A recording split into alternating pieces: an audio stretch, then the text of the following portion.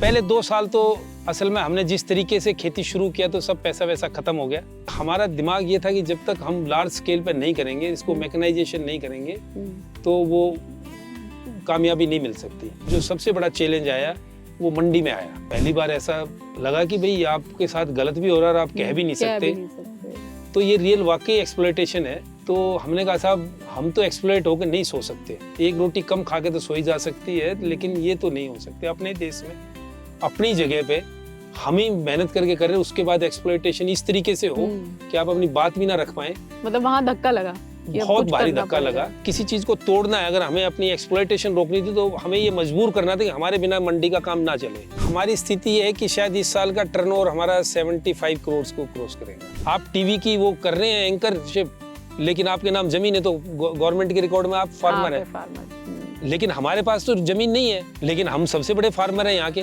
सोचे कि मेरे पास जमीन है तो मैं फार्मिंग कैसे करूंगा। तो हम आपके सामने एक एग्जांपल है। इसमें पैसा है साहब, पैसा तो हम बैठे देख रहे हैं। हमारा तकरीबन आज इंफ्रास्ट्रक्चर जो है तकरीबन उसकी कॉस्ट 100 करोड़ रुपए है। और ये सब कुछ खेती से कमाया हुआ है। हाँ बिल्कुल कमाया हुआ है, बिल्कुल व्हाइट पैसा है, बिल्कुल कमाया हुआ है।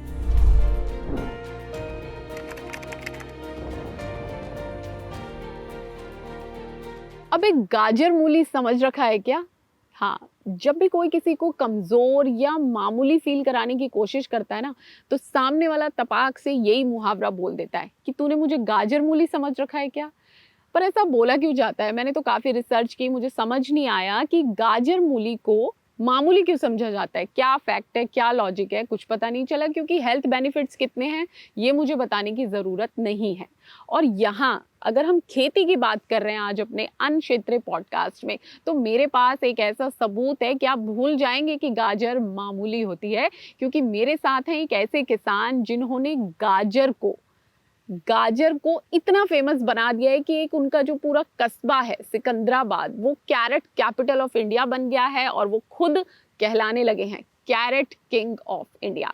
तो नन अदर देन मेरे साथ आज अन्न क्षेत्र के इस पॉडकास्ट में है कर्नल सुभाष देशवाल, जिनकी आप पहचान है एक किसान के रूप में, एक ऐसा किसान जो गाजर उगाता है और पूरे देश को ही नहीं दुनिया भर को खिलाता है। तो बहुत बहुत स्वागत है आपका देशवाल जी। नमस्कार जी। तो मुझे लगता है जो मैंने आपका इंट्रो दिया है उसमें हर तरफ गाजर है। और जितने लोग आज देख रहे हैं ना, इस पॉडकास्ट को एंड होने के बाद कोई शक ना रह जाए कि गाजर मामूली नहीं होती। तो क्या कहानी है आपके कैरेट किंग ऑफ इंडिया बन जाने की, सिर्फ एक गाजर के बेस पर? देखिए, हम 2 साथी हैं, एक लाल कृष्ण यादव जी, एक हम। तो हमने ऐसा सोचा कि फार्मिंग करते हैं। हाँ। एक ये अच्छा प्रोफेशन है। और लेकिन हमारे पेरेंट्स वगैरह फार्मिंग करते थे, लेकिन वो इस चीज़ को बड़ा अच्छा नहीं मानते थे कि भाई ये कोई इनकम का साधन अच्छा है। लेकिन हमने इस चीज़ को ऐसा साबित करने का प्रण लिया कि ऐसा नहीं है, कि अगर ठीक से ढंग से किया जाए तो ये एक अच्छी कमाई का साधन बन सकता है और एक इज्जत का प्रोफेशन है। तो इस कारण से ये हमने एक छोटा सा वेंचर शुरू किया। जब शुरू किया तो हमने जो जगह सेलेक्ट की, वहाँ हम दोनों में से किसी के पास 1 गज जमीन नहीं थी। अच्छा। खेती की कोई जमीन नहीं थी। परिवार का जो खेती थी वो जहाँ पर हमने शुरू किया वहाँ पर नहीं थी। अच्छा, ठीक है। तो जिस जगह को हमने सेलेक्ट किया वहाँ पर कोई खेती नहीं थी। अच्छा, मतलब अपनी जमीन पे शुरू ही नहीं किया? नहीं। अच्छा। हमारे पास जमीन भी अपनी बहुत कम थी। ओके। तो हमने सबसे पहले जमीन लीज पे लिया और उस पे काम शुरू किया। तो कुछ फसलों को ट्राई किया कि भाई ये जैसे एक कोई भी चीज़ जब आप नया करते हैं तो उसको ट्राई करते हैं। तो पहले 2 साल तो असल में हमने जिस तरीके से खेती शुरू किया तो सब पैसा वैसा खत्म हो गया। अच्छा। सब नुकसान हुआ, कोई कामयाबी नहीं मिली उसमें। सबसे पहले क्या उगाया था? सबसे पहले हमने आलू उगाया था, प्याज उगाया और भिंडी वगैरह काफ़ी सब्जियां की। लेकिन उसमें कोई सक्सेस नहीं मिला क्योंकि हमारा जो काम करने का तरीका था वो ठीक नहीं था। अच्छा। तो हमें एहसास हुआ कि नुकसान तो हुआ हमारे को भारी, बल्कि जितना पैसा था वो सब खत्म हो गया था, जो भी पैसा लगाया था। लेकिन एक एहसास जरूर हो गया कि हमारा काम करने का तरीका गलत है। कुछ सुधार करना है। कुछ इसमें हमें लगा कि इसमें सुधार होगा। तो 5-6 जो 2 साल के बाद फिर 5-6 वेजिटेबल्स का ट्रायल किया। तो हमारे साथी यादव जी के दिमाग में ये बैठा कि ये जो गाजर है इसमें हमें काम करना चाहिए, और हमने वहाँ से इस गाजर की शुरुआत की। अब सर एक सवाल यही आ रहा है कि गाजर भी देसी गाजर नहीं है, इंग्लिश कैरेट आपने शुरुआत की और किस सन में आप बात बता रहे हैं, ये बात ये शायद 2000 के आसपास की है। हाँ, और तब गाजर, देखिए देसी गाजर तो हर एक कोई करता था, मतलब हाँ, सर्दी में। हम्म, ये हम एक कोई इम्पोर्टेंट क्रॉप करना चाहते थे, ये इस अच्छा, इलाके में होती नहीं थी। ओके, ये साउथ से पता आती ही थी, नहीं था लोगों को, ऊटी कैरेट के नाम से होता था, और ये एग्जॉटिक वेजिटेबल के तौर पे बिकती थी, लेकिन थोड़ी थोड़ी होती थी थोड़ी कहीं पे। थोड़ी, तो इसको हमने ऐसा सोचा कि इसको हम बड़े स्केल पहले ट्रायल करते हैं और फिर इसको बड़े स्केल पे ले जाने का एक स्कोप है, ऐसा हमारे जहन में बैठा। मतलब जो छोटे स्केल पे किया उससे सब सही चल गया, समझ 2 आ गया। एकड़ में किया तो उससे जो इकोनॉमिक्स थी वो ये समझ में आया कि ये एक इसमें Profit करने के है। लिए बहुत है, कुछ है, क्योंकि कमियां बहुत थी, उसके बाद भी उसमें 2 पैसा आया, तो इसको हम इम्प्रूव कर सकते हैं। बाकी जैसे अगर हम हिंदुस्तान में बात करें तो प्याज पे बहुत काम हुआ है, अनियन पे बहुत काम हुआ है, गन्ने पे भी काफी शोध हुआ है, खेती में बात करें तो राइस पे बहुत काम हुआ है, गेहूं पे बहुत काम हुआ है। कैरेट जैसी क्रॉप पे, गाजर जैसी क्रॉप पे कोई काम मतलब मामूली है ना। साइंटिफिक तरीके से, हाँ तो हाँ मामूली, हाँ। मतलब इवन जब हमने काम शुरू किया तो कोई कंपनी इसकी पेस्ट हर्बिसाइड भी नहीं बनाती थी, घास की अच्छा, दवाई हाँ, भी, हाँ, क्योंकि कोई खरपतवार, खरपतवार की भी, क्योंकि कोई इंपॉर्टेंट क्रॉप नहीं थी, Important नहीं थी। पैसा नहीं मानते थे हाँ। इसमें। तो हमने ये बिल्कुल लीक से हटके एक काम शुरू किया, और ये पहले साल में 2 एकड़ से हुआ, और उसके बाद ये संभावनाएं बनी कि इस पे हम काम शुरू करते हैं। तो फिर अगले साल हमने और इसको आगे बढ़ाया और 20 या 25 एकड़ हमने किया। और लीज पे ही लेते रहे जमीन? हाँ, लीज पे जमीन लेते रहे और उस पे करते रहे। तो 25 एकड़ पे जब काम किया तो थोड़ा फिर बदलाव किया, जो हमने समझा था साइंटिफिक वे से। पहले फ्लैट बेड पे उगती थी, तो उसको अभी आप अगर इसमें देखें तो एक रेज्ड बेड है, तो सबसे पहले ये रेज्ड बेड पे लेके आए इसे, तो इससे इसकी क्वालिटी भी इम्प्रूव हुई, और इससे इसका जो प्रोडक्शन था, जो पहले साल जो हमने 2 एकड़ में लिया था 10-12 था, तो ये 15-14 मतलब कम से कम 4-5 टन इसका एकड़ में, हाँ, एकड़ में 2 एकड़ में 10-12 टन, 1 एकड़ में 10-12 टन एकड़ में था। अच्छा। तो ये फिर और बढ़ा तो और बेहतर हुआ, और इससे हमारा भी हौसला अफजाई हुआ, तो और हमने उसे तो फिर तीसरे साल और ज़्यादा 40-50 एकड़ का और लीज पे लिया, और उससे फिर वो किया हमने गाजर इस पे, और एक अच्छी गाजर पैदा की तौर तरीके से समझ के। एक साइंटिफिक जितना भी हमें ज्ञान था, या हम ICR में गए और यूनिवर्सिटीज़ में या डॉक्टर से मिले, और तब उस टाइम पे ब्रॉडकास्टिंग से होता था, और तकरीबन 3.5 किलो बीज लगता था। हाँ। तो पैरों से गाजर धुलती थी, हाँ। जो हम मंडी में भेजते तो पैरों से धुल के भेजते थे। अच्छा। तो एक ऐसे ही एक ड्रम बनाया, इसका वॉशिंग का एक सिस्टम बनाया, क्योंकि हमारा दिमाग ये था कि जब तक हम लार्ज स्केल पर नहीं करेंगे, इसको मैकेनाइजेशन नहीं करेंगे, तो वो कामयाबी नहीं मिल सकती। अच्छा। तो हमने अच्छी गाजर पैदा की, और फिर जो सबसे बड़ा चैलेंज आया वो मंडी में आया। बेचें कहाँ? हाँ, नहीं, मंडी में आया तो जो हम सुनते आते हैं कि मंडी में मतलब एक किसान के साथ ठीक से व्यवहार नहीं होता, या उसको एक्सप्लॉइट किया जाता है, वो जो सबके साथ होता है वो हमारे साथ भी हुआ है। और वो हमारे लिए जब पहली बार हुआ, तो उससे पहले हमें नहीं तजर्बा था, तो हम तो फौज से आए थे, तो इतना वो नहीं था, तो हमें बड़ा कष्ट हुआ कि भाई ये क्या है। तो हमने यादव जी को बोला कि भाई इसको, ये तो जो पर्चे वगैरह देखे कि भाई ये तो गलत है, इस तरीके से तो बात नहीं हुआ था। और हमने अच्छी मेहनत करके इस गाजर को पैदा किया था, एक जैसी गाजर डाली थी, क्वालिटी को बहुत अच्छी तरीके से मैंने खुद तोल करके भेजा था, उसमें 2 किलो ज्यादा भेजा था, ऊपर से नीचे तक एक जैसा डाला था, जो एक हटके काम किया था। तो हमने कहा इसको तो मैं मतलब अभी जाता हूँ आज़ादपुर मंडी, तो उन्होंने बोला आप जाएंगे झगड़ा करेंगे, बातचीत करेंगे, तो जो हमारा बिकता है वो भी बंद हो जाएगा। ये इतने बड़े वो हैं कि इनकी इजाज़त के अगर ये नहीं बिकना देंगे तो ये हमारा माल नहीं बिकेगा, और तो फिर हम ये लोकल मंडी में बिकता नहीं, तो हम ऐसे ही खराब हो जाएंगे। तो हमें बड़ी पहली बार ऐसा लगा कि भाई आपके साथ गलत भी हो रहा है और आप कह भी नहीं सकते। तो ये रियल वाकई एक्सप्लॉयटेशन है। तो हमने कहा साहब हम तो एक्सप्लॉइट होकर नहीं सो सकते, एक रोटी कम खा के तो सोई जा सकती है, लेकिन ये तो नहीं हो सकते। अपने देश में अपनी जगह पे हम ही मेहनत करके कर रहे हैं, उसके बाद एक्सप्लॉयटेशन इस तरीके से हो कि आप अपनी बात भी ना रख पाए। तो मतलब वहाँ धक्का लगा, बहुत भारी धक्का लगा। लेकिन उस धक्के में जब हम डिस्कशन में जब बात कर रहे थे यादव जी से, तो वो मेरे से उम्र में बड़े हैं, तो उन्होंने एक बात कही कि भाई देखो बात ऐसी है कि हर जगह आदमी एक्सप्लॉइट हो रहा है, बड़ा आदमी छोटे को एक्सप्लॉइट कर रहा है। तो वहां से एक पॉइंट निकला हमारे दिमाग में कि यादव जी अगर बड़ा छोटे को करता तो हम बड़े ही बनते हैं।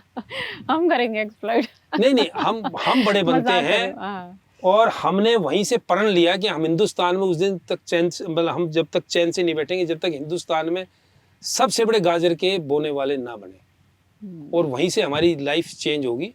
और एक चैलेंज लेके, एक जुनून के साथ और लेकिन एक साइंटिफिक टेम्पर के साथ हमने काम शुरू किया। ये किस सन की बात है? ये समझो 2004 के 3-4 की बात है। तो 3-4 की ये बात है, 2000 में शुरू किया हाँ, था। 3-4 साल तो उसमें 3-4 साल स्ट्रगलिंग रहा है निकल कि गए, कैसा पता है, नहीं क्या था, है। वो हाँ, नहीं था। हाँ।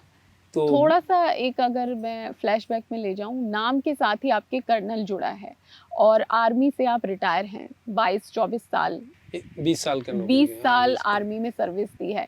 ये पॉइंट अभी यहाँ इसलिए बता रही हूँ बीच में टोक कर कि आर्मी से रिटायर एक इंसान जिसने देश की सेवा की, सीमा पे खड़ा रहा, और वो जब मंडी में किसान बन के जाता है तो उसका भी शोषण होता है।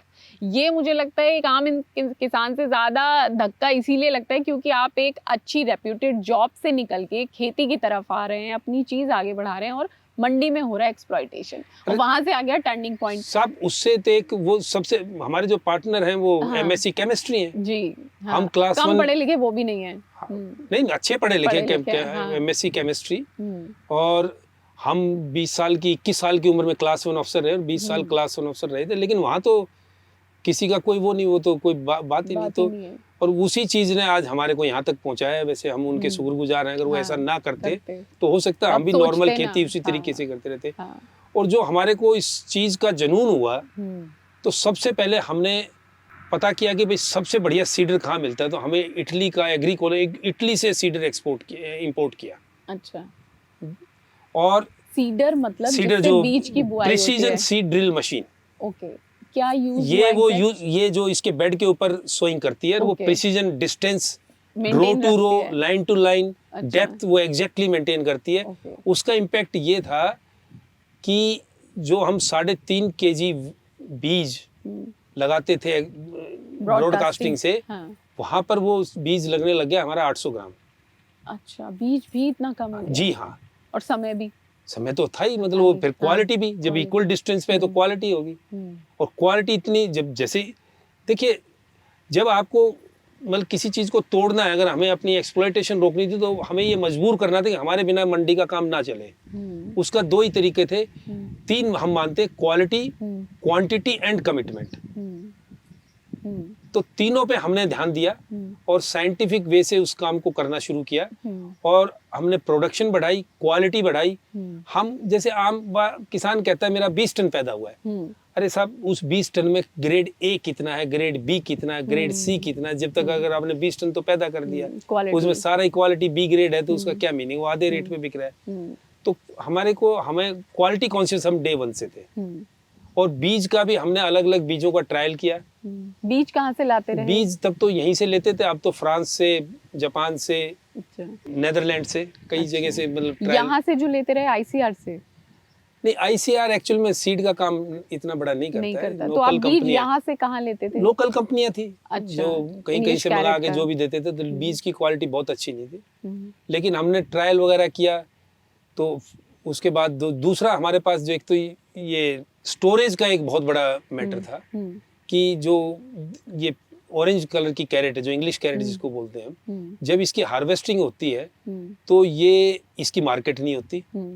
और इसलिए इसको सारी को तकरीबन 90% को हमें कोल्ड स्टोर में रखना पड़ता है। तो यहाँ पर जो कोल्ड स्टोर थे वो कैरेट के कोल्ड स्टोर थे, गाजर के नहीं, सॉरी, आलू के ज्यादातर कोल्ड स्टोरेज आलू के थे तब। तो इसमें जब हमें और थोड़ा सा ज्ञान हुआ तो हमें पता चला कि इसके लिए, गाजर के लिए दुनिया में अलग तरीके से कोल्ड स्टोर बनते हैं। अच्छा। तो हमने फिर एक कंसल्टेंट हायर किया और एक बहुत हाई टेक कोल्ड स्टोर लगाया। अच्छा। 2005-06 में। शायद इससे जो आलू का कोल्ड स्टोर था रूटीन में बनता था, उससे शायद 4 गुना कीमत में हमने वो कोल्ड स्टोर लगाया। फॉकलिफ्ट ऑपरेटेड और सब जो भी लेटेस्ट था। अच्छा। लेकिन हमारी बदकिस्मत थी कि हम उसमें फेल हो गए। कैसे? वो जो टेक्नोलॉजी उसमें यूज किया गया है वो काम नहीं कर पाई कैरेट के ऊपर। अच्छा। और हमारी जो हमने कैरेट पैदा किया वो सब रखी उसमें, वो सब सड़ गई, खराब हो गई। हाँ। बड़ा तो हमें नुकसान लाइफ हुआ। का बहुत बड़ा झटका लगा, और हम क्योंकि बैंक से कर्जा था, फिर कंटिन्यूस उस पर खर्चा बढ़ने लग गया। मतलब जो एक आपने वो बना लिया है कोल्ड स्टोर, तो उसका मंथली खर्चा है, कोई किस्त है, कोई बिजली का है, कोई स्टाफ का है, और वो सब गाजर हमारी खराब हो गई। तो हम बड़े दिक्कत में आ गए, बल्कि वाकई समझिए बिल्कुल सड़क पे आ गए। तकरीबन 3 करोड़ का तो कर्जा था। लेकिन इस टाइम पे भी हमारी जो फार्मिंग थी वो बहुत मजबूती से आगे चल रही थी, और इस फार्मिंग ने ही हमें फिर दोबारा खड़ा कर दिया। कुछ तो हमारे को फैमिली से, फ्रेंड से हेल्प मिला, पैसा लिया, हमने किसी के डिफॉल्टर नहीं हुए, ना बैंक के हुए, ना किसी फार्मर के हुए, ना बीज स्टाफ के, किसी का, मतलब सबका वो दिया। एक मैं फार्मर को ये भी मेरे को एक लगता है कि हमारा फार्मर जो है ना, लोन के बारे में कम मतलब परवाह करते हैं, जिससे आपका जो रेपुटेशन है, फाइनेंशियल रेपुटेशन, वो खराब होता है, और आपको आगे काम करने में दिक्कत आती है। आपको बैंक लोन नहीं देता, वो नहीं देता। तो ये हमें बहुत समझ थी इस बात की, तो हमने उसको बहुत ध्यान रखा कि अपना टाइम पे जो लोन दिया गया उसका पैसा दें। और इसी तरीके से फिर उसको उसकी वो खराब हो गया, बुरी हालत हुई, लेकिन फिर हम संभल गए। खेती हमारी अच्छी चल रही थी, उसको और आगे बढ़ाया। जब जमीन लीज पे मिलना बंद हो गया तो फिर कॉन्ट्रैक्ट फार्मिंग का एक इनफॉर्मल मॉडल बनाया। अच्छा। कॉन्ट्रैक्ट फार्मिंग का कि भाई आप हमारे साथ वो करिए, हम आपको टेक्नोलॉजी देंगे, पैसा खर्च करेंगे, बीज लेंगे, जमीन आपकी, और बोने से पहले उसका रेट डिसाइड हो जाता है। ओके। और वो हमारे को डिलीवर करता है। तो ये एक सिस्टम इजाफा किया। उसमें हमें काफ़ी हद तक शुरू के सालों में 60-70% सक्सेस मिला। कुछ फार्मर्स डिफॉल्टर भी हुए। अच्छा। तो धीरे धीरे फिर वो जो खराब कोल्ड स्टोर था वो भी हमने ठीक किया थोड़ा सा। उसके बाद लेकिन हमने फिर नई जमीन खरीद ली, खेती हमारा को संभाले रही, और हम खेती में आगे बढ़ते चले गए। किसान हमारे साथ जुड़ते चले गए, क्योंकि किसान को तीसरा जो किसान को एक चीज़ तो समझ में आती है कि भाई उसकी जेब में अगर पैसा जा रहा है तो वो आपके साथ जुड़ने के लिए तैयार है। बिल्कुल। बाकी कहानी सुनाने से तो नहीं जुड़ सकता। तो उसको पैसा मिल रहा था। फिर हमने मार्केट का भी, मतलब मार्केटिंग में भी एक ऐसा वो किया कि नए तरीके से मार्केटिंग, ऑफेंसिव तरीके से मार्केटिंग किया, कमिटमेंट से मार्केटिंग किया, लॉन्ग टर्म सोच के मार्केटिंग किया। फूड प्रोसेसर्स को हमने, जो प्रोसेसिंग सेक्टर था उसको 3-3 साल का रेट दिया, ताकि वो स्टेबलाइजेशन हो उनके प्राइसिंग में, और वो आगे डील कर पाएं। उनको प्रोसेसर्स को सस्ता भी दिया। और उसके बाद फिर हम यूपी, दिल्ली से बाहर निकले, पंजाब की तरफ बढ़े, और अपनी पैकेजिंग, अपना स्टोरेज, अपना वो फिर नया स्टोर बनाया। तो इस तरीके से हम हर चीज़ पे हमने इसमें से पैसा बाहर नहीं निकाला कि कोई प्रॉपर्टी खरीदा हो, कुछ और किया हो, सिर्फ इसी में लगे रहे ना। हमने जमीन अदरवाइज खरीदी, जितना हमारा जो इंफ्रास्ट्रक्चर बनना था उसके लिए जमीन खरीदी, बाकी सब लीज पे और कॉन्ट्रैक्ट फार्मिंग मॉडल पे चलता रहा। और धीरे धीरे ये यात्रा जो है, तकरीबन अब हम 40,000 टन से ऊपर का पैदा कर रहे हैं। 40,000 टन एनुअल। जी। 40,000 टन हर साल गाजर। जी। और तकरीबन हमारे पास 25,000 टन का अपना खुद का ओनरशिप है कोल्ड स्टोर की, जो हम अपने उसमें रख सकते हैं। उसके बाद 15,000 टन का, 12,000 टन कहिए, उसका भार हमने लीज पे ले रखा है। और बाकियों के भी, जो हमारा फ्रेंड सर्कल था जो हमारे से जुड़े, उनके भी कोल्ड स्टोर यहाँ लगवाए। बाकी जो टेक्नोलॉजी है उसको हमने हाइड नहीं किया, मतलब उसको फैलाया। मतलब जो फार्मर थे, चाहे हमारे साथ कोई काम कर रहा है या नहीं कर रहा है, ज्ञान तो देने से बढ़ता है। वो सबको मतलब उस गया। तो ये इससे क्या हुआ कि और फार्मर भी जुड़े, कुछ नहीं जुड़े तो इंडिपेंडेंटली किया। तो सिकंदराबाद एक मार्केट बनती चली गई। और जो आजादपुर, जो एशिया की सबसे बड़ी मंडी थी, जहाँ से वो ट्रेवल करती थी कैरेट, पहले यहाँ से जाएगी फिर वापस बुलंदशहर आएगी, वो हमने बंद कर दिया। जो खरीदने वाले थे, या हम डायरेक्टली जैसे लुधियाना, जलंधर, अमृतसर, चंडीगढ़, कानपुर, इस तरीके के शहरों में यहीं से सिकंदराबाद से ही डायरेक्टली जाने लगी। तो जो वहाँ पर एक्सप्लॉइट करते थे वो सिस्टम से ही बाहर हो गए, खत्म हो गया। प्रोसेसर्स को हम डायरेक्टली किया कांटेक्ट करते हैं। तो वो डायरेक्टली यहाँ से लेने लग गए, तो वो सीमित हो गए वहाँ तक ही, दिल्ली की मार्केट तक। तो जो आउटसाइड था वो हमने धीरे धीरे जाके बॉम्बे, कलकत्ता, अपना चेन्नई, हैदराबाद, बेंगलोर, कोयम्बटूर, ये सब स्टेशन से जुड़े और एक सीखा हमने कि कैसे कैरेट को ट्रांसपोर्ट किया जा सकता है। तो रेफ्रिजरेटेड गाड़ी में उसको ट्रांसपोर्ट किया और इस तरीके से मतलब बढ़ते चले गए। तो आज की क्या स्थिति है? साल 2025 में अब हम बात कर रहे हैं, 2000 में आपने शुरू किया था, 25 साल हो गए। 25 में हमारी स्थिति है कि शायद इस साल का टर्नओवर हमारा 75 करोड़ को क्रॉस करेगा। कितनी अच्छी बात है कि हम सिल्वर जुबली पे इंटरव्यू कर रहे हैं, आपके काम की सिल्वर जुबली है। और आप क्या बता रहे हैं कि 75 करोड़ का शायद इस साल में टर्नओवर हमारा होगा। 75 करोड़ मतलब बहुत बड़ा अमाउंट है। हाँ, किसी भी किसान के लिहाज से बहुत बड़ा अमाउंट है। तो हमने फिर उसके बाद फूड प्रोसेसिंग को जोड़ा। अभी नेक्स्ट जो है, अभी हम और एक्सपेंशन में जा रहे हैं, शायद इस साल में हम 10,000 टन्स का और कोल्ड स्टोरेज स्पेस जोड़ देंगे। हाँ, लेकिन ये सब खेती से हुआ है। तो सर, ये पूरी कहानी सुनकर सब कुछ बहुत अच्छा लगा। बीच में आपने स्ट्रगल भी बताया। अब मैं थोड़ा सा फ्लैशबैक में जाऊंगी उस कहानी के, जहाँ एक जो कर्नल है वो खेती करने का सोचता है। ये क्या लीप है? क्योंकि थोड़ा सा इसे मैं बताना चाहूंगी आपको, एक वेब सीरीज भी आई है अभी, एक मिट्टी, कि जब कोई एक शहर में काम करने वाला व्यक्ति गांव आकर अपनी खेती किसानी संभालने की कोशिश करता है, तो ये डिसीजन तो सबसे पहले उसकी फैमिली एक्सेप्ट नहीं करती कि भाई तू वहीं रह, शहर में रह, तू सही कर रहा है, हम तो जो कर रहे हैं, ये कोई जगह नहीं है, ये कोई खेती करने की तो कोई चीज़ ही नहीं है, इसमें कोई फ्यूचर नहीं है। तो जब आपने एज अ कर्नल आप काम कर रहे हैं आर्मी में, इतना वेल रिप्यूटेड प्रोफेशन, वापस आके खेती करेंगे, ये टर्निंग पॉइंट पहले मुझे पहले तो मैं प्री मैच्योरली आर्मी को छोड़ के आया। अच्छा, नहीं कि मैं रिटायर हो गया था। हाँ, 10 साल मेरा सर्विस बचा हुआ था और वो करने के लिए छोड़ा था कि हमने कहा ना कि हम ये प्रूव करना चाह रहे थे कि फार्मिंग भी एक अच्छा मतलब रेपुटेड और प्रॉफिटेबल काम हो सकता है, प्रोवाइडेड इसको ठीक ढंग से किया जाए। मतलब अब मैं आपको बताता हूँ, सुनिए, इस देश का एक दुर्भाग्य है कि जितना भी जिन्होंने एजुकेशन पे इस पे एजुकेशन लिया एग्रीकल्चर में, उन्होंने एग्रीकल्चर नहीं किया। मान लो आप ज्यादातर ने इंजीनियरिंग करते, नहीं 1% ने भी नहीं किया। सबने जॉब ढूंढा, बिल्कुल, किसी ने बैंक में सरकारी नौकरी। तो अगर आप इंजीनियरिंग करते तो बिल्डिंग बनाते, रोड बनाते और कुछ करते, कंप्यूटर साइंस में कंप्यूटर पे काम करेंगे, लेकिन किसी ने उस पर किया नहीं। ये इस देश का सबसे बड़ा दुर्भाग्य रहा।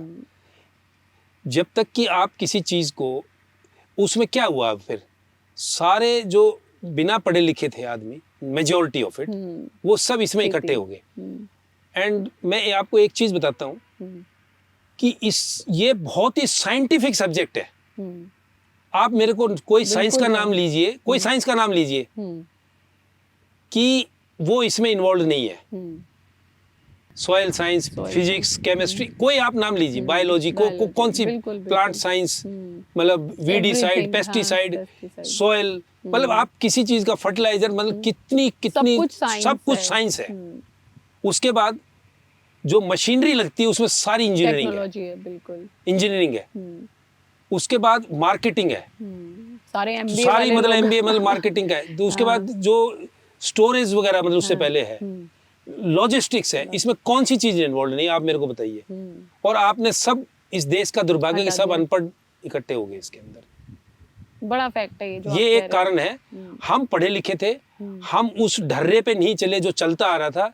दोनों पार्टनर, हम यादव जी और हमने नई मतलब ये देखा कि भाई ये साइंटिफिक ये तरीके से कैसे किया जाए, इसको कैसे ईमानदारी से काम किया जाए, कैसे एक कमिटमेंट से काम किया जाए, एक डिसिप्लिन से कैसे काम किया जाए। अब एक बात बताइए, आप आज क्या है कि आज इसमें कीड़ा लगा है, हम खेत पे नहीं गए, उसके बाद फिर हम दवाई लेने गए, 2 दिन में वो दवाई लेके खरीद के आए, फिर हमारे पास स्प्रे की मशीन नहीं है, तो तब तक वो कीड़ा खा जाता है। हम इसको पास टाइम धंधा समझ रहे हैं, काम समझ रहे हैं। हाँ। ये हम 24/7 इसमें रहते हैं, दोनों पार्टनर, तब जाके काम होता है। लेकिन अगर हमारे किसानों को देख के, जो हमारे देखते हैं हम जो जैसे, तो उनको बहुत सा टाइम उनका पंचायत चुनाव में, जिला परिषद के चुनाव में, विधायक के चुनाव में, पार्लियामेंट के चुनाव में, तो ये सब उनके जुम्मे है। खेती नहीं खेती नहीं होती। तो आप अगर आप जैसे काम कर रहे हैं तो कितने दिन आप ऑफिस में जाते हैं? 365 दिन में 300 दिन तो कम से कम जाते होंगे, या उससे भी 350 दिन। हाँ, और हमारा तो 24/7 ही 24/7। तो आपको पैसा कैसे मिलेगा? जब तक आप पूरे टाइम काम नहीं करेंगे, साइंटिफिक तरीके से काम नहीं करेंगे। आप, बहुत ईमानदारी की बात यह है कि मान लो क्रेडिट कार्ड बना किसान का, वो पैसा खेती में बहुतों का नहीं लगा, वो ब्याह में, शादी में, और उसके बाद पैसा नहीं था, उसने और कहीं लगा लिया। तो जो खेती में पैसा लगना चाहिए, इक्विपमेंट किसान का, क्योंकि पैसे नहीं है तो टूटा फूटा इक्विपमेंट है, अगर ठीक से उसका हैरो वगैरह नहीं है, कल्टीवेटर नहीं है, तो 10% तो डीजल ज्यादा लग रहा है उसका। फिर खेती छोटी है, 3 एकड़ 20 एकड़ में जो सामान चाहिए वही 3 एकड़ में चाहिए, तो वो सामान आता है वो 20 लाख का, 20 लाख का, और तो 3 एकड़ का वो वाइबल ही नहीं रहेगा। तो हमें तो इसको रीवर्क करना पड़ेगा, दोबारा सोचना पड़ेगा। एक ये हमारा मॉडल है कि जिसमें इनफॉर्मल कॉन्ट्रैक्ट फार्मिंग सिस्टम है या इनफॉर्मल लीज सिस्टम है, तो उससे ये कंसोलिडेशन हुआ। क्योंकि जब तक मैकेनाइजेशन नहीं होगा तब तक कॉस्ट ऑफ प्रोडक्शन नीचे नहीं आ सकती। हम ये क्लेम करते हैं, हमारा सक्सेस का एक बहुत बड़ा कारण जो हम मानते हैं वो इसका कॉस्ट ऑफ प्रोडक्शन, जो पैदा करने की जो लागत है वो सबसे कम है। हम ये कह रहे हैं शायद ही दुनिया में कोई हमारे से कम लागत में गाजर को पैदा कर सकता है। जब आप कम लागत में पैदा करेंगे तो आपकी फसल भी अच्छी होगी, प्रोडक्शन भी ज्यादा होगा, और आपकी सॉइल वगैरह सबका वो बैलेंस बना रहेगा। जब हम गलत तरीके से ओवरडोज, ओवर पैसा खर्च करते हैं, उससे सब ज्यादा पानी लगाते हैं, ज्यादा बिजली खर्च करते हैं, तो वो उससे ज्यादा और नुकसान होता है। 2 तरीके से नुकसान होता है, फसल पे नुकसान होता है और आपके इकोनॉमिक्स खराब हो जाती है पूरी। तो ये फार्मर को ये इसमें, अच्छा दूसरा, अगर जैसे खेती कर रहे हैं, एक्सप्लॉइट होते जा रहे हैं, बिल्कुल, तो होते रहो, फिर आप मतलब आपको उसका रास्ता तो ढूंढना पड़ेगा ना। धरना प्रदर्शन, देखिए कोई भी सरकार नहीं, धरना प्रदर्शन से नहीं होगा। जब आप बड़े बनना पड़ेगा, आप 10 ज्वाइन करिए, आप इकट्ठा चीज खरीदिए। आज जब हम चीज खरीदते तो हमें सबसे सस्ती मिलती है, क्योंकि हम बैग भी खरीदेंगे तो 6 लाख 8 लाख बैग खरीदते हैं। अगर बल्क में खरीदते हैं, पेस्टिसाइड भी हमें ठीक मिलेगा, सीड भी हमें सस्ता मिलेगा। तो ये तरीका है। जो 2 एकड़ का 4 एकड़ का वो आड़ती उसको क्या समझेगा। लेकिन जैसे सरकार ने एफपीओ बनाए, उसमें अगर ज्वाइन करके तो आप डील करेंगे तो आपको 500 किलो सीड खरीदेंगे आप, जब बेचेंगे तो आप कितना क्वांटिटी आपके पास है तो आपको सम्मान से देखा जाएगा। आप 50 टन लेके आपको कोई नहीं पूछेगा, खड़े तो खड़े, कोई नहीं। तो आपको ये ताकत बनानी पड़ेगी, नहीं तो एक्सप्लॉइट होते रहोगे। कोई सरकार दुनिया में ऐसी नहीं जो अपने किसान का भला नहीं चाहती। भाई सबसे बड़ा वोट बैंक है, मान लो इंडिया में तो सबसे बड़ा वोट बैंक है, 50% से ऊपर है। तो कोई भी कैसा ही भी प्रधानमंत्री हो, कैसा ही मुख्यमंत्री हो, चाहेगा कि इसका वो स्कीमें भी बड़ी आती है, ला रहे हैं, मतलब बहुत बड़ी स्कीम आई हुई है प्रोसेसिंग पे, फूड प्रोसेसिंग पे। अभी उत्तर प्रदेश सरकार 10 करोड़ तक की सब्सिडी देती है, 10 करोड़ किसानों को, मतलब जो भी बनाना चाहता है, किसान नहीं, मतलब फूड प्रोसेसिंग में। और हजारों केस अभी पिछले 2 साल में हजारों केस पास हुए। मैं भी उसमें नॉमिनेटेड मेंबर हूँ, उसमें अप्रूवल कमेटी में। अच्छा। लेकिन हम किसानों को बताते, कोई किसान तो वो लगा नहीं रहा, फूड प्रोसेसिंग में आ नहीं रहा, अगला कदम ले नहीं रहा, वो खेती में ही उलझे हुए हैं। तो लेकिन वो तो जब आप ज्वाइन करेंगे, एक बेटा खेती करेगा, दूसरा उसको प्रोसेसिंग करेगा।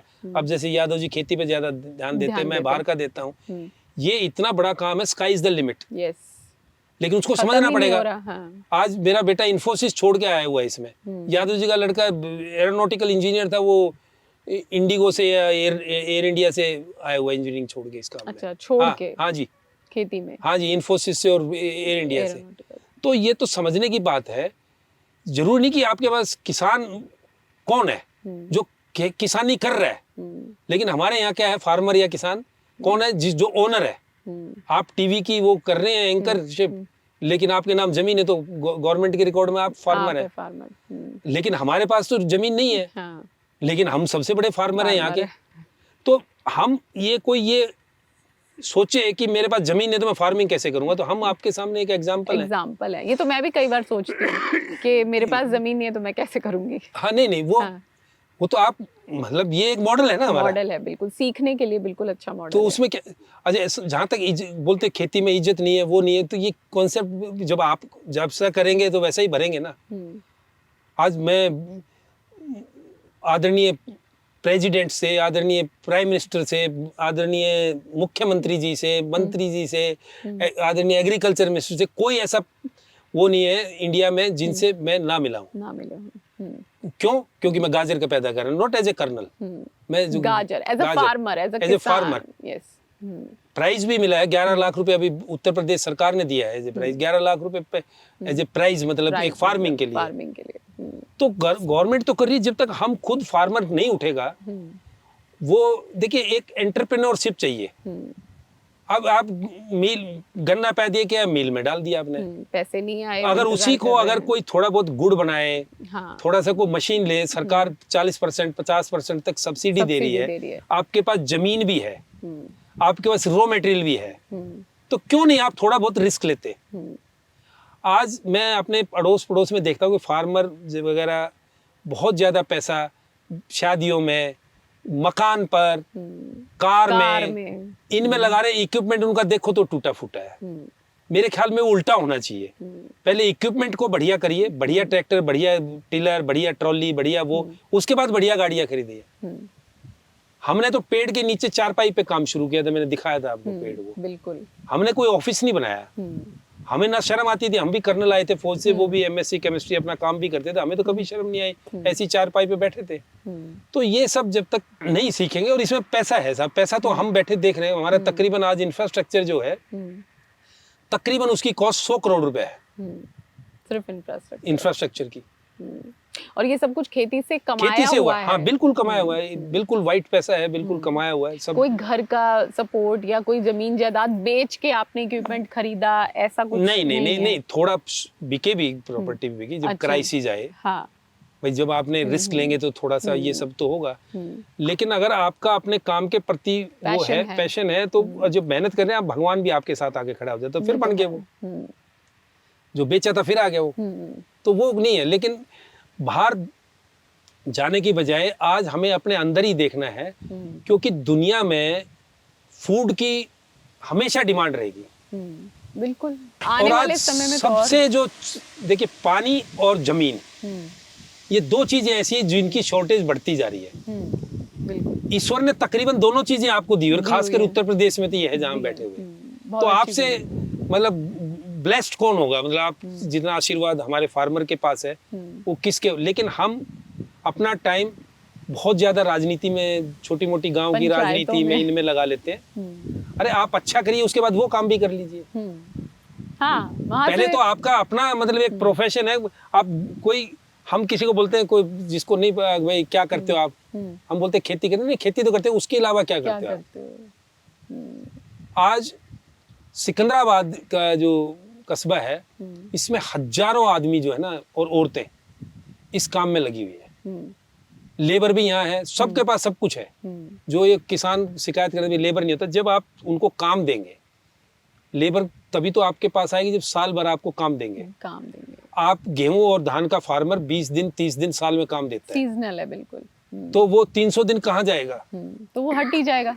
तो इसलिए ये सब जो दिखते हैं ये मतलब ये हैं, फार्मर को ठीक से गाइडेंस नहीं है, मेहनत वो कर सकता है, पैसा उसके पास है नहीं, लेकिन हम ये कहेंगे कि समझ भी जरूरी है, समझ, थोड़ा एजुकेशन होगा तो छोटे से काम शुरू करके भी ये बहुत बड़ा, बहुत जल्दी से बन सकता है। और आप इस पे लेकिन ध्यान दीजिए कि विश्वास भी तो होना चाहिए ना, कि मेरा इस काम में मेरा विश्वास है, मैं ये काम करूंगा तो ये दे सकता है। तो मुझे लगता है विश्वास आप जैसे लोगों को देखकर शायद डेवलप होगा कि जब ये एक आदमी कर सकता है तो मैं भी कर सकता हूँ। खेती से विश्वास भी उठाए पिछले यहाँ मैं बताता हूँ आपको, कम से कम भी 20 फार्मर तो कम से कम ऐसे होंगे जो करोड़ों रुपए से ऊपर साल की गाजर बेचते हैं, जो आपके साथ जुड़े हैं। हाँ बिल्कुल, जिनको पेमेंट करोड़ों रुपए जाता है, वाइट में चेक से जाता है। हाँ। कोई मतलब वो नहीं है। तो आप इसी तरीके से, जैसे हमने गाजर में काम किया, आप किसी चीज में कर लीजिए। अब हम मतलब मटर का भी, फ्रोजन मटर का भी काम कर रहे हैं, वो इसी से हुआ है अच्छा, सब। मतलब फ्रोजन के कैरेट भी बना रहे हैं, डाइसिंग भी कर रहे हैं। आप जाके देखेंगे तो देखेंगे, हाँ, पूरा मतलब प्रोसेसिंग यूनिट अलग है मतलब फार्मिंग से लेके जमीन से लेके लास्ट तक हम्म, वो सब चीजें हमने किया। हम्म, तो ये हर कोई कर सकता है, कोई ऐसी चीज नहीं कि हमने कोई ऐसा तीर मारा कि कोई और नहीं मार सकता। लेकिन इस पे भरोसा करना है, एजुकेटेड इसमें आए, साइंटिफिक तरीके से काम करें। एक बात बताइए, इजराइल जैसा देश, उसके पास क्या था? आज हम खेती में इजराइल कहाँ सीखने जाते हैं। बिल्कुल।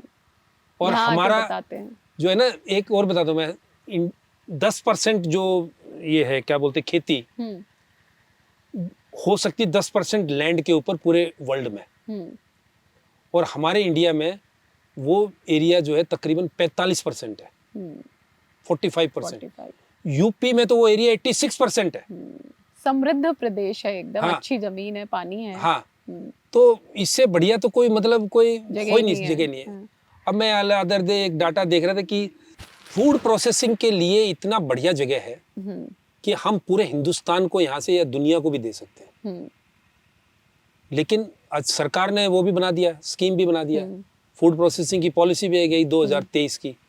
लेकिन फार्मर कोई मेरे को पूरे गिनेंगे तो उंगलियों पे गिन लेंगे, नहीं तो वही जो आदमी, जो कम्युनिटी पहले लगी हुई थी बिजनेस में, वही उसका फायदा उठा रहे हैं।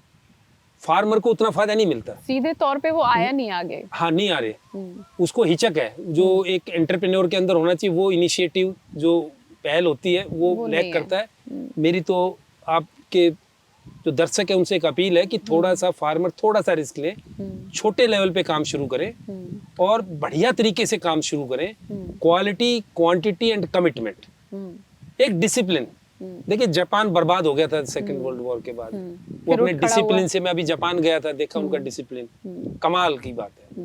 तो हमें भी थोड़ा सीखना चाहिए उससे। तो सर, ये जो एक्सप्लॉयटेशन वाला पॉइंट आया कि मंडी में दाम नहीं मिले या रिस्पेक्ट भी नहीं मिली, ये हर किसान फेस करता है, आपने भी किया। इसी सब को फेस करने को लेके, फसल के दाम को लेके आंदोलन भी चलता रहा है और हो चुका है, आपने देखा होगा। और उसके बाद एक डिमांड आती है कि जो फसलों के दाम है वो मतलब तय होने चाहिए, एमएसपी की लीगल गारंटी आनी चाहिए।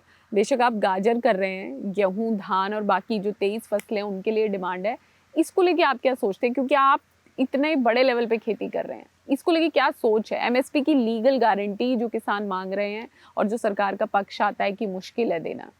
मैम, जहाँ तक मेरी समझ है, क्योंकि जो सीरियल क्रॉप्स हैं, फूड सिक्योरिटी के लिए वो देश की भी जरूरत है, बहुत जरूरत है, बिल्कुल।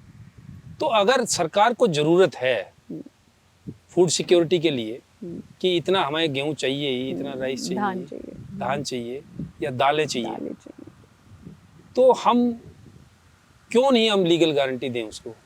देनी चाहिए। दालों का इंपोर्ट इतना बढ़ता जा रहा है, वो पैसा बाहर जा रहा है, जो किसान है वो परेशान है। हाँ, तो हमने बहुत बार दाल बोया है, अच्छा, लेकिन वो वाइबल नहीं लगता ना, तो छोड़ दिया, खेत को खाली छोड़ देते हैं। देखिए, हमारा अगर जो सबसे डेवलप्ड कंट्री में हम बात करें, यूएसए मेरे ख्याल में, मान लो एक बात कहने के लिए, वर्ल्ड पावर, हाँ, हमारा जो फार्मर है उसको कम सब्सिडी मिलती है, यूएस के फार्मर को ज्यादा सब्सिडी मिलती है। बिल्कुल, फिर सारी फैसिलिटी, सब्सिडी तो छोटी चीज है। दूसरा, हमने जो सबसे पहली मशीन इंपोर्ट किया, वो मशीन इंडिया में नहीं थी, न्यूमेटिक सीड ड्रिल मशीन।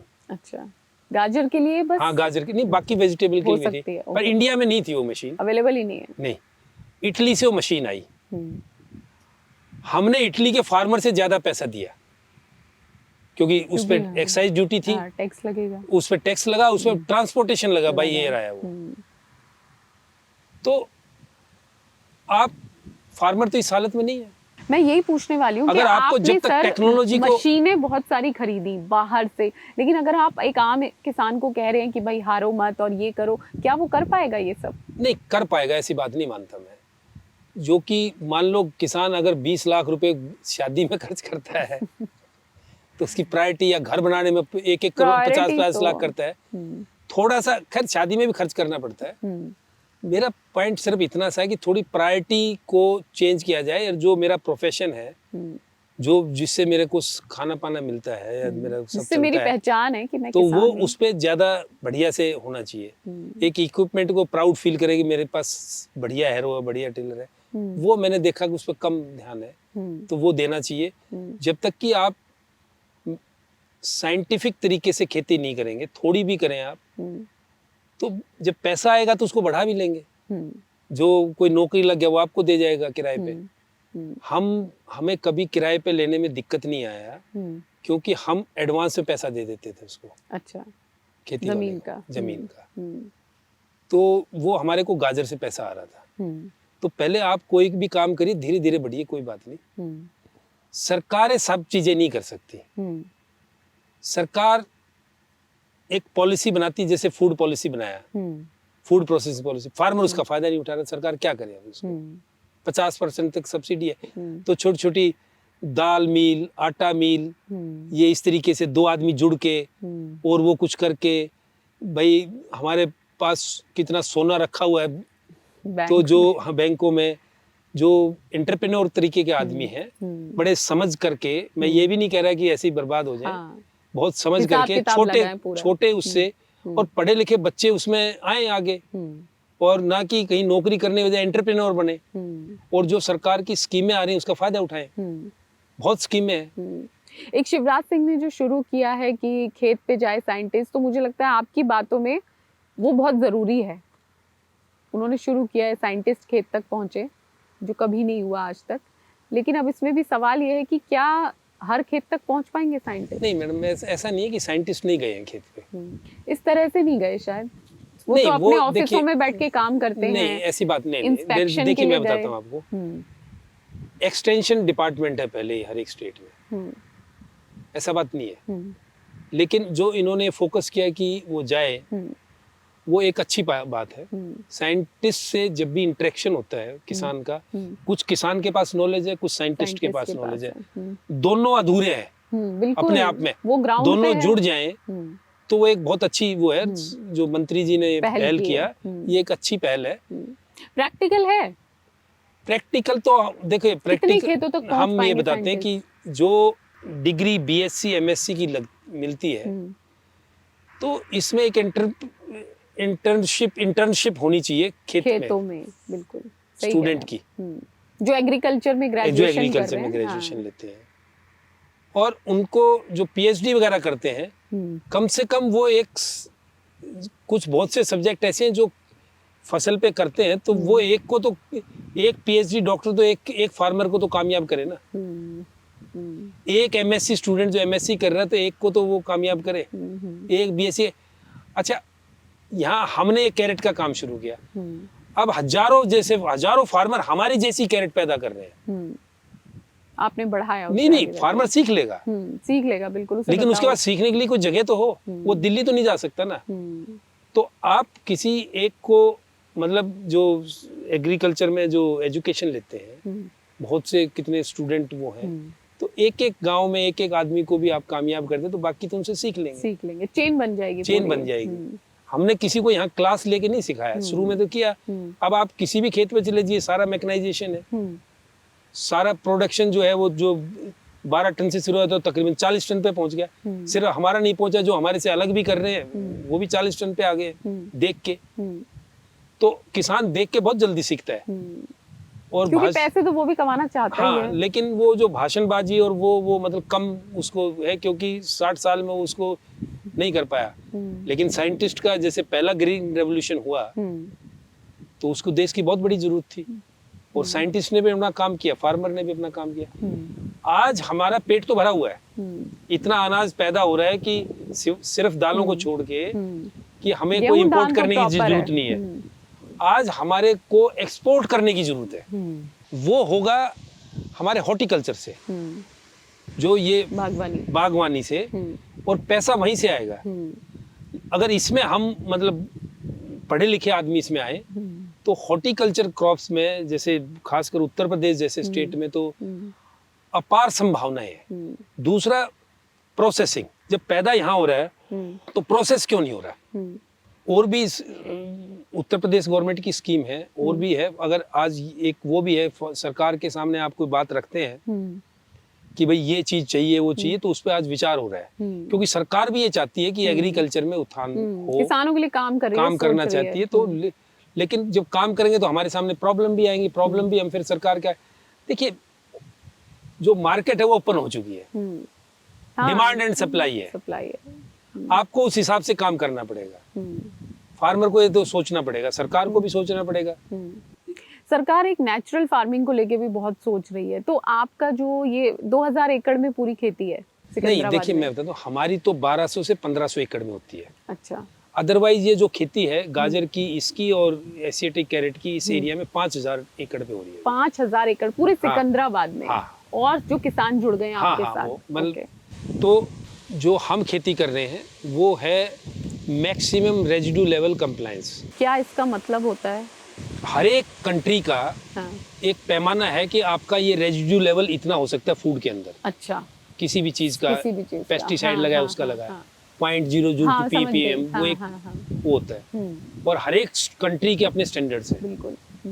तो हम उस पे इंडिया में अपने स्टैंडर्ड्स पे पूरा उतरते हैं, खरे उतरते हैं, बिकॉज मतलब आप एक्सपोर्ट के लिए ही प्रॉपर तो काम कर रहे प्रॉपर, हैं। क्योंकि हमारे को जो फूड प्रोसेसिंग इंडस्ट्री है, हम उसके बड़े सप्लायर हैं। इवन जिनको हम देते हैं वो नेस्ले को देते हैं, आईटीसी में हमारा प्रोडक्ट जाता है, तो वो इसकी टेस्टिंग करते हैं। तो हमें उसको पूरा करना है मैक्सिमम। तो वो जब आप कम, जो मैंने पहले कहा था कि जब आप कॉस्ट ऑफ प्रोडक्शन मतलब लागत पे काम करेंगे तो आपका ये प्रॉब्लम ही नहीं आएगी, आप एक्स्ट्रा डालेंगे नहीं। दूसरा, आप इतना तो जरूर वो रहिए कि भाई जो चीज बैंड है वो क्यों लगाएंगे, नहीं लगाइए। और गवर्नमेंट को भी देखना कि ऐसी मार्केट में ना ये चीज जो बैंड है क्यों आनी चाहिए वो। एक सवाल पूछना चाह रही थी, क्योंकि आप बहुत बड़े लेवल पे प्रोडक्शन कर रहे हैं और आपकी गाइडलाइंस अलग है, क्योंकि बहुत ज़्यादा एक्सपोर्ट के लिए भी आप काम कर रहे हैं, लेकिन एक किसान के तौर पे इतना अनुभव जो हुआ है, नेचुरल फार्मिंग को सरकार बढ़ा रही है। मैं और भी किसानों से मिलती हूँ, कुछ कर रहे हैं नेचुरल फार्मिंग, लेकिन कुछ का एक सवाल है कि अगर मुझे बड़ा प्रोडक्शन चाहिए तो नेचुरल फार्मिंग से वो नहीं आता, तो बहुत प्रैक्टिकल नहीं है। इसको लेके क्या आप देखिए मैम, नेचुरल देखिए हुआ क्या कि फार्मिंग को तो खराब कर दिया, कार्बन मैटर बचा नहीं, जैसे जो हमारा ग्रीन रेवोल्यूशन आया, बिल्कुल उसने वो कर दिया। उसके बाद दे उसमें खाद दे यूरिया दे, मतलब धगाधग चलता रहा तो खराब हो गया। तो वो तो उस जमीन को दोबारा वो करने के लिए एक रिक्वायरमेंट है कि उसमें कार्बन मटेरियल ज्यादा जाए, इनको रोका जाए। लेकिन टोटल ये जो आप नेचुरल फार्मिंग की बात करते हैं, वो फार्मर आज फाइनेंशियली स्थिति में नहीं है कि इसको अफोर्ड कर पाए, क्योंकि प्रोडक्शन कम होगा। प्रोडक्शन 3 साल तक तो वैसे ही कम होगा, हर एक कोई मानता है उसका। बिल्कुल मानते हैं लोग। तो वो होगा तो 3 साल तक फार्मर का तो नहीं, फाइनेंशियल पैसे की उसकी ये हालत नहीं है कि वो 3 साल इस चीज को बर्दाश्त कर पाए। जो बड़े बड़े फार्मर हैं, बड़े वो हैं जिनके पास वो कर सकते हैं। दूसरा, हाँ, तीसरा, अभी उसकी मार्केट भी हमारी वेल डेवलप्ड नहीं है, बिल्कुल मंडी सर्टिफिकेशन भी मतलब ठीक से नहीं है, मंडी डेवलप नहीं हुई, इसमें टाइम लगेगा। ये है पैसा जिनके पास, आज बहुत सी आदमी ऐसे जिनको पैसे की कोई मतलब दिक्कत नहीं है, उनको नेचुरल चीज चाहिए, दूध नेचुरल चाहिए, मतलब जो ऐसी चीजें, लेकिन वो अभी गरीब किसान तो उस बात पे अफोर्ड नहीं कर पाएगा। हाँ, तो अगर अब आपके टॉपिक पे लौटूं तो आपने गाजर से एकदम क्रांति ला दी, सिकंदराबाद कैरेट कैपिटल बन गया है, आप कैरेट किंग बन गए। आपका ये पॉडकास्ट जो लोग सुन रहे हैं, जो लोग देखेंगे और भी ज्यादा, उनके लिए अगर मैं सिलसिलेवार तरीके से समझूं, क्योंकि मैं आपको बताऊं, मैं जो भी इंटरव्यू करती हूँ, सक्सेसफुल लोग हैं, उनकी एक कहानी है, लेकिन हमारे पास आते हैं कमेंट्स, वो उसमें ऐसे सवाल पूछते हैं किसान की, ऐसे ही बोल रहे हैं, ऐसा नहीं होता, ये हो ही नहीं सकता, ये प्रैक्टिकल नहीं है। तो मुझे लग रहा है एक सिलसिलेवार तरीके से एक क्वेश्चन आंसर राउंड टाइप का शुरू अगर मैं आपके साथ करूं कि जो कोई और वेजिटेबल लगाए मान लीजिए, तो सबसे पहले क्या करे, मशीन कहाँ से लाए, दूसरा स्टोरेज कैसे करे, कितना पैसा उसके पास होना चाहिए, पैसा नहीं है तो क्या तरीका है, कौन सी पर्टिकुलर, अगर सिर्फ यूपी की बात करूँ तो स्कीम्स हैं जिन्हें अप्लाई किया जा सकता है और बिना झंझट पैसा मिल जाएगा, एक पूरा स्ट्रक्चर आपके। देखिए मैम, एक तो मैं बताता हूँ, क्योंकि नेचर से जुड़ी हुई चीज है, हाँ। इसमें फास्ट कुछ नहीं हो सकता, बहुत जल्दी पैसा नहीं आ सकता। अगर कोई यूथ ये समझेगा भी तुरंत पैसा आ जाएगा, हाँ। वो नहीं आ सकता, पेशेंस चाहिए। दूसरा, इसमें क्वालिटी चाहिए, और तीसरा मतलब जो पैसे की बात है, इतना मैं कहता हूँ छोटे स्केल पे आप काम शुरू कर लीजिए। आप अगर क्वालिटी पैदा करेंगे, ढंग से उसकी पैकेजिंग करेंगे, एक तो आपको पैसा मिलना शुरू होगा। आप एक अकेला भी मत करिए, 2-4 को जोड़िए। एक मशीन है मान लो, वो अब मान लो हमारी गैजर की तब तो वो 8 लाख की आई थी, अब इंडिया में हमने फिर वो यहीं बनाई। अच्छा, बनाई मशीन भी हाँ बनाई? हाँ, मशीन हमारी जो धोने की, खोदने की और बोने की तीनों मशीन इन हाउस डेवलप्ड है। अच्छा। हाँ जी। आप जिस मशीन को अब मान लो वो 1 लाख रुपए की है, वो एक सीजन में तकरीबन 100 एकड़ सोइंग कर सकती है। अच्छा। अगर आपने 4 एकड़ बोना तब भी वो मशीन चाहिए, और 100 एकड़ बोना तब भी वो 1 लाख चाहिए। अगर मान लो 50 एकड़ पे हम 2, 4, 5 जुड़ जाएं, तो वो मशीन लेना एक आसान हो जाएगा। तो हमें जुड़ना पड़ेगा, अकेला हम नहीं कर पाते, हमारी फाइनेंशियल कंडीशंस नहीं अलाउ नहीं करती। तो सबसे पहला पॉइंट तो ये कि अपने आसपास जो लाइक माइंडेड लोग हैं, एक जैसे आपकी तरह सोचने वाले, एक फसल लें, हाँ, और उसमें जो चीजें चाहिए उनको कंबाइंड तरीके से खरीदें। उनकी देखभाल रखें और उसको लेके, या फिर ऐसा है कि अगर किसी एक के पास पैसा है तो बाकी को किराए पे चलवाए, अपना भी बोले। हाँ। बहुत से यहाँ पर ऐसे हैं कि मशीनें हैं जिनके पास अपना तो 5-10 एकड़ बो रहे हैं और 90 एकड़ वो किराए पे बो रहे हैं। तो वो सिस्टम बनाना पड़ेगा। और एक क्रॉप का आप अगर यहाँ पे 2 एकड़ में भिंडी बो दें तो उसका कुछ नहीं होना जाना। कैसे वो मार्केट में जाएगी? भाई गाड़ी जाएगी तो सवारी से वो खर्चा भी आएगा, तो वो खर्चा आएगा। तो अगर आप एज ए ग्रुप सबसे पहले सरकार का एफपीओ बनाइए, उससे बढ़िया कोई चीज नहीं है। उसमें 80% सब्सिडी है। तो आप पहले बात तो, अगर आपने खाना कमाना है, मतलब अच्छा काम करना है, तो सबसे पहले तो 10 अच्छे आदमी ढूंढ लीजिए, एफपीओ बनाइए। तो आपका 50%, 70% तक तो पैसा वैसे ही कम हो गया। दूसरा, वो सब कॉमनली यूज कर लेंगे, बहुत बढ़िया वो है। बताइए क्या दिक्कत है उसमें? और बीज कहाँ से लेंगे? बीज जब ये आएगा तो आपका पास कोई ना कोई एग्रीकल्चर का वो होता है, डिपार्टमेंट है, केंद्र है, कोई हमारे जैसे फार्मर हैं, मतलब वो जब जिसको चीज ढूंढना पड़ता है, आपके ऊपर कितने के पास आ जाएगा? हाँ, वो वहीं भाई जो प्यासा है वो कुएं पे जाए ना, कुआं तो नहीं आता आपके पास, तो आपको जाना पड़ेगा। तो जब 10 आदमी साथ में कर रहे हैं तो एक आदमी को भेजा जाता है, तू वहां से पता करके आए कौन सा बीज बढ़िया है। उन खर्चों को भी बांटा जा सकता है। देखिए 3-3, 4-4 एकड़ खेती नाकामयाब खेती है, उसके लिए आप ना उसको मैकेनाइज कर सकते, ना हाई वैल्यू क्रॉप कर सकते हैं, मतलब या प्रोटेक्टेड कल्टीवेशन वगैरह कर सकते हैं, लेकिन नॉर्मल खेती तो 3 एकड़, 2 एकड़, 4 एकड़ की तो नहीं वाइबल है। वो घर का खाना पीना चलने बस वो नहीं है। तो अगर आपको कमर्शियल वे से करना है तो इसको एक कमर्शियल लेवल पे करना पड़ेगा, समझिए, कमर्शियल तरीके से समझिए। और इस तरीके से आप एफपीओ बना के अपना, एफपीओ भी ना बनाए मान लो, वो भी आपको दिक्कत हो रहा है, तो 4 आदमी, 6 आदमी, 2 आदमी कुछ तो जुड़े ना, एक नहीं कर सकता। हाँ। हमारे केस में भी अगर हम 2 पार्टनर नहीं होते तो हम नहीं कर पाते, क्योंकि वो एक आदमी यहाँ संभाल रहा था, एक बाहर जा रहा था।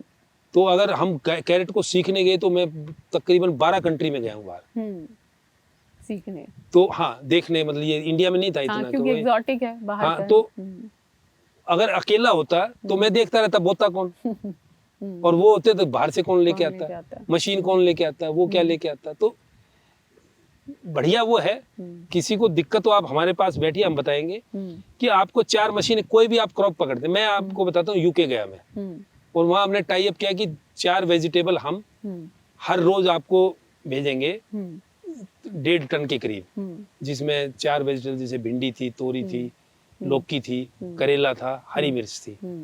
लेकिन वही जो उनका वो आता है स्टैंडर्ड्स, मानक क्या मानक जो वो पास करने पड़ते हैं, तो हमने वो यहाँ पे आके, क्योंकि हम तो कैरेट का काम करते हैं, हमने 2 यंग लड़के को उसमें लगाया कि भाई हम यहाँ से भेजवाएंगे। अब आप एक चीज देखिए कि अगर हम मान लो 150 रुपए पर केजी किराया है, पर केजी 150 रुपए किराया है यूके का, अगर आप किसी एयरलाइन को 1 महीने का वो कंफर्म्ड ऑर्डर दे दें तो 30 रुपए आपका पर केजी वैसे ही घटा देगी। अब भिंडी कितने की है? 30 रुपए की है। तो सिर्फ अगर आप एक कंफर्म्ड काम कर ले तो 30 रुपीज पर केजी तो आपको वहीं से आ जाता है, लेकिन नहीं कर पाए, उतना पेशेंस ही नहीं था। तो अगर आप हमने फिर दोबारा भी ट्राई किया, वो यूके वाले भी यहाँ आए, लेकिन वो नहीं कर पाए। नहीं तो वो सब चीजें हैं हमारे पास, रेफ्रिजरेटेड गाड़ी है, रेफ्रिजरेटेड सिस्टम है, सप्लाई वो कोल्ड चेन है, कोई पैदा करे तो हम उसको बेच सकते हैं, 2 रुपये वो भी कमाएगा, 2 रुपये हम भी कमाएंगे। पैक हाउस है एक अप्रूव्ड, लेकिन इतना आदमी के सोचता नहीं है, दिक्कत ये है। तो इंसान इतना सोचता नहीं है। और जो बात मैंने कर्नल साहब से की, जो कि एक किसान है, कर्नल किसान आप कह सकते हैं, तो सबसे बड़ी चीज़ जो मुझे सामने लग रही है, समझ आ रही है, वो है कि सोच किसी भी प्रोफेशन में अगर आपके पास पैशन है तो आप आगे बढ़ते हैं, और खेती किसानी भी उससे बिल्कुल अलग नहीं है। और इसका उदाहरण खुद सुभाष देसवाल जी हैं। कोई सवाल अगर आपको लग रहा हो कि मैं नहीं पूछ पाई और आपको लग रहा हो कि ऐसा कैसे हो सकता है, तो आप कमेंट भी कर सकते हैं, उसका जवाब भी हम आपको देने की कोशिश करेंगे। लेकिन ये सिकंदराबाद है जहाँ से अन्य क्षेत्र का पॉडकास्ट टेलीकास्ट हुआ, और इसकी पहचान हो गई है कैरेट कैपिटल ऑफ इंडिया के नाम से। और जिनसे मैंने बात की वो कहलाए जाने लगे कैरेट किंग, और कहानी शुरू हुई थी सिर्फ 2 एकड़ से। तो आप ये याद रखिएगा बात, आप भी ऐसा बहुत कुछ कर सकते हैं। देखते रहिए हमारा ये खास पॉडकास्ट अन्य क्षेत्र।